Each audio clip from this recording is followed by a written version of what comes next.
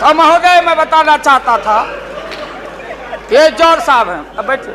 ठीक है, यही तो कमेंट कर। सन 77 में महोदय हम लोग को दिल्ली समझ में आया नहीं।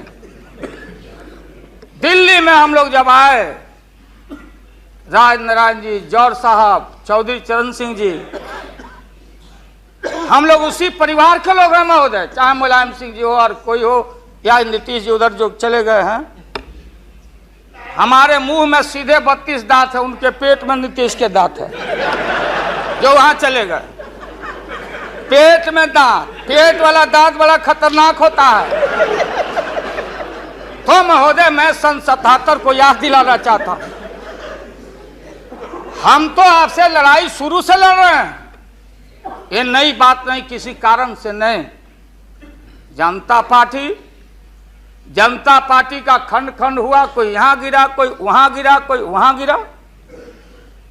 बंगलोर में हम लोग जुटे, नाम का सारा झगड़ा, ये सब बात। लेकिन सन 77 के सत्ता को हम लोगों ने लात मारा था। क्यों मारा? हम सत्ता के भूखे नहीं हैं। हमने उस सवाल को उठाया था। अरे नए नए आप आए हैं, मुझे अफसोस है कि आप लोग जा रहे हो इन लोगों की वजह से। सन 77 में दोहरी सदस्यता का सवाल उठाया गया था मजबूती से हम लोगों के द्वारा कि अगर आरएसएस में रहना है, जौहर साहब ही बोलते थे, छाती पर हाथ रख के बोले, यही उठाए थे। हम तो लोग नए थे, हम लोगों ने कहा था या तो आरएसएस में रहिए या तो जनता पार्टी में रहिए, दोहरी सदस्यता नहीं चलेगा इस मुल्क में। और देश के सेकुलर कैरेक्टर और फाउंडेशन को हम लात नहीं मारेंगे।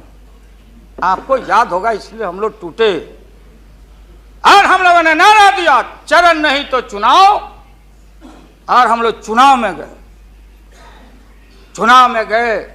हमारी लड़ाई आपसे, आपने कहा अब बताइए, हिंदू हिंदू हिंदू हिंदू हिंदुत्व हिंदुत्व हिंदुत्व कौन विरोध करता?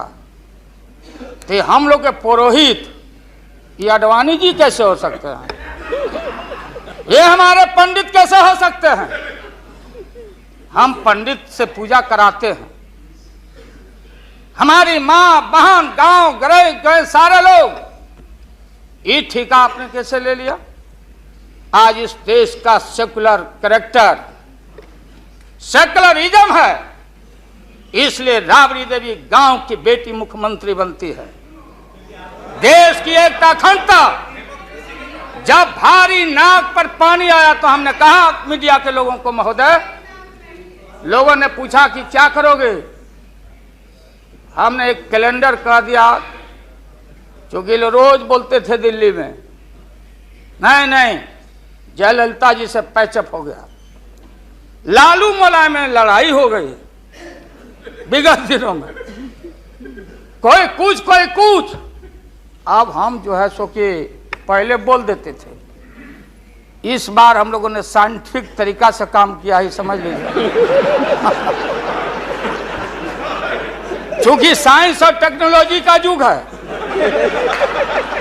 आप डंडा पहना छोड़ के अग्नि में प्रवेश कर गए हैं, अब पोखरण में। तो हम लोग भी अब साइंटिफिक तरीका का इस्तेमाल किया। आप पूछ रहे हैं क्या रूप होगा, क्या रंग होगा?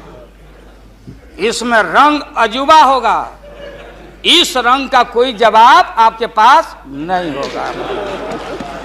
आप जाइए। अभी भी मेरा सुझाव है, हालांकि सुझाव देने का हकदार आपके उम्र के आदमी के लिए हम नहीं योग्य समझते।